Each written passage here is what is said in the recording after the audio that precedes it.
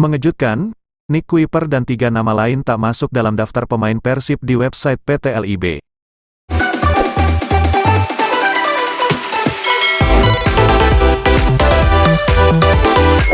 Sahabat News and Sport, kabar mengejutkan datang dari Persib Bandung.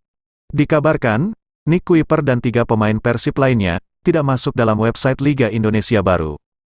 Dilansir dari akun Instagram Persib Stat, tanggal 30 Juni tahun 2023, PT Liga Indonesia Baru di websitenya merilis pemain-pemain yang akan berkompetisi di Liga 1 musim 2023-2024. Namun nama Nick Kuiper dan 3 pemain lainnya tidak ada. Semua pemain baru Persib sudah terdaftar di web ini.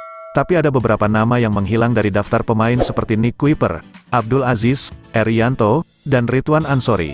Ujar akun tersebut, tidak ada nama 4 pemain itu menjadi tanda tanya para bobotoh. Apakah mereka tidak masuk skuad Persib di musim ini alias dipinjamkan ke klub lain? Atau mungkin belum semuanya diupdate oleh website PT LIB?